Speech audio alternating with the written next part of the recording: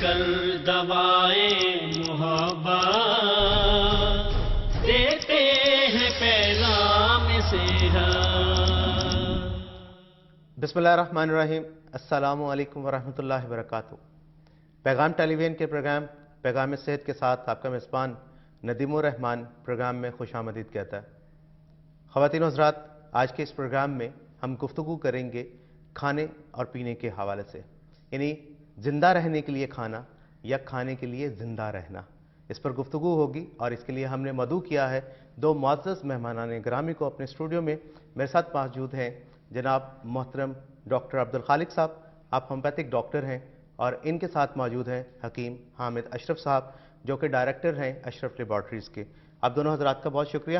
Doctor صاحب، ابھی جیسے انٹروڈکشن میں نے کہا کہ کھانے کے لیے زندہ رہنا یا زندہ رہنے کے لیے کھانا بہت زیادہ ضروری ہے انسان کی صحت کے لیے اور اس کو برقرار رکھنے کے لیے۔ سیر ہو کر کھانا بہت زیادہ فائدہ مند ہوتا ہے یا نقصان کا باعث بنتا ہے؟ اعوذ باللہ السمیع العلیم من الشیطان الرجیم، بسم اللہ الرحمن الرحیم۔ کلوا واشربوا ولا تسرفوا۔ اللہ تبارک و تعالیٰ کا ارشاد گرامی ہے جس کا مفہوم اور معنی یہ ہے کھاؤ پیو، اسراف نہ کرو، حد سے نہ بڑھو، تجاوز نہ کرو۔ یہ اسراف، یہ تجاوز، یہ حد سے بڑھنا، یہ بے اعتدالی، یہ بے احتیاطی کسی بھی کام کے اندر جو ہے شریعت نے پسند نہیں کی ہے، اور خاص طور پر اللہ تبارک و تعالیٰ نے جو اس کا حکم دیا ہے، ہمارے مفسرین حضرات یہ کہتے ہیں کہ اس سے مراد یہ ہے کہ اللہ تبارک و تعالیٰ نے نصف علم جو طب کا ہے وہ یہاں بیان کر دیا ہے۔ اب اس کے اندر جو اہم چیز ذکر کی گئی ہے وَلَا تُسْرِفُوا، کھانے کے اندر بے اعتدالی نہیں کرنی ہے، سیر ہو کر نہیں کھانا ہے، جی بھر کے نہیں کھانا ہے۔ کیوں کہ اس کے کھانے کے جو مضمرات ہیں، جو اس کے نقصانات ہیں، اور جو اس سے جو پیچیدگیاں اور جو مسائل پیدا ہوتے ہیں وہ ہماری تندرست باڈی پر بہت ہی منفی اثرات مرتب ہوتے ہیں اس سے، اور جس کا نتیجہ یہ نکلتا ہے کہ مختلف قسم کی بیماریاں جو ہیں ان کا ہمیں سامنا کرنا پڑتا ہے، اور انسان جو ہے اس بے اعتدالی کی وجہ سے ایسے کاموں سے بھی جو کہ ہے وہ سستی کا جو ہے وہ مظاہرہ کرتا ہے، جو کام اس کو تیزی کے ساتھ، حرکت کے ساتھ اور پوری جو ہے چاقو چبند ہو کر جو ہے اس کو کرنے چاہیے۔ سیر ہو کر کھانے کے نقصانات یہ ہیں کہ بڑے نقصانوں میں سے یہ ہے کہ عقل کے اندر، فہم کے اندر، شعور کے اندر جو ہے وہ کمی واقع ہو جاتی ہے، جس سے اس نے بصیرت سے کام لینا ہوتا ہے اس سے وہ کیا ہے ہاتھ دھو بیٹھتا ہے، اور نتیجہ یہ نکلتا ہے کہ جسم نڈھال ہو جاتا ہے، جسم کمزور ہو جاتا ہے۔ بظاہر سیر ہو کر کھانے سے انسان نظر آتا ہے کہ میں فربا ہو رہا ہوں، توانا ہو رہا ہوں، لیکن اندر سے اس کی مشینری پر جو ضرورت سے زیادہ بوجھ پڑتا ہے اس کا نتیجہ یہ نکلتا ہے کہ اس کے اندر وہن اور کمزوری پیدا ہو جاتی ہے۔ اس لیے شریعت کا جو ہے مسئلہ، جو اسلام کا مسئلہ ہے، اس کو پیش نظر رکھیے۔ نبی کریم صلی اللہ علیہ وسلم نے فرمایا اتنا کھاؤ کہ جس سے تمہاری کمر سیدھی رہ سکے۔ ٹھیک ہے، کمر کا سیدھا رہنا جو ہے وہ زیادہ کھانے میں نہیں ہے، کمر کا سیدھا رہنا چند لقمے میں کھانے میں ہے۔ اور اگر نہ کھانا ناگزیر ہو، تمہارا گزارا نہ ہو، اس کے لیے کیا کرنا ہے؟ پیٹ کو 3 حصوں میں تقسیم کر لیں، ایک حصہ کھانے کے لیے، ایک حصہ پینے کے لیے، اور ایک حصہ سانس کی روانی کو بحال رکھنے کے لیے۔ اگر ہم شریعت کے امور پر، ان کے احکامات پر صحیح طریقے پہ عمل کریں، کیوں کہ اس امت کو امت وسط کہا گیا ہے، اور خیر الامور اوسطھا، بہترین امور وہ ہیں جو اعتدال پر ہوں، جو میانہ روی پر ہوں۔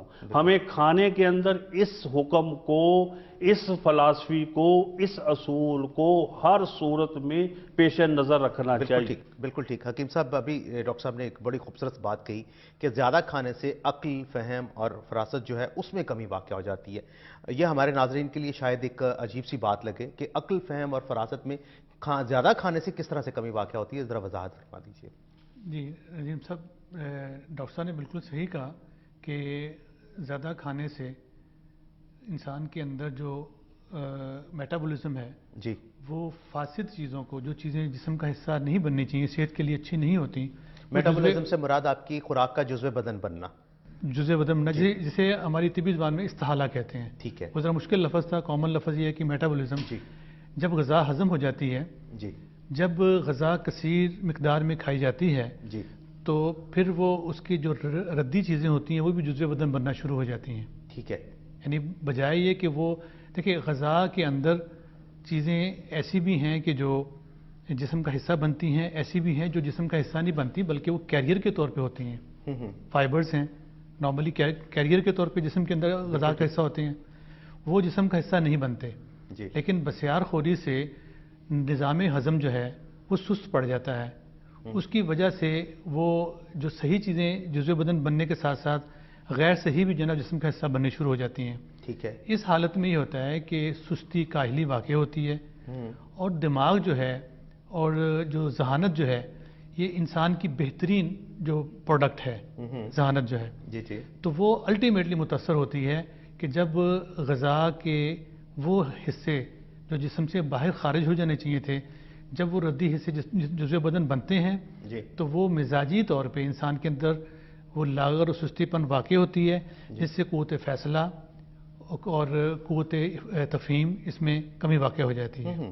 صحیح. اچھا حکیم صاحب، اس میں جب ہم بات کرتے ہیں تو کیا یہ ایسا ہے کہ جب ہم زیادہ خوراک کھا لیتے ہیں اور معدے کو اوور ورک کرنے کے لیے بلڈ سرکولیشن کی زیادہ ضرورت ہوتی ہے اور جو دماغ کی طرف سرکولیشن ہے وہ کم ہو جاتی تو اس وجہ سے سستی اور کاہلی اور عقل اور فہم کی کمی واقع ہو جاتی ہے؟ دیکھیے دماغ کی طرف جو سرکولیشن ہے وہ تو اگر تو بندہ صحیح طریقے پہ نماز صحیح پڑھتا ہے مسنون طریقے سے جی تو ان اوقات میں اس کی یہ کمی پوری ہو جاتی ہے. ٹھیک ہے. اپر چیمبر ہے اس میں جتنی ضرورت سجدے کی حالت میں جانے سے. سجدے کی حالت میں جا کے ہو جاتی ہے پوری. جی اور یہ کمی جو کم کھاتا ہے اس کی بدرجہ اولا پوری ہوتی ہے.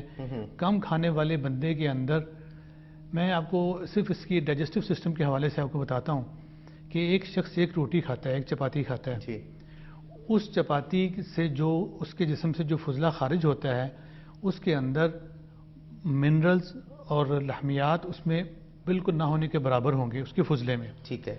جو دو چپاتی کھاتے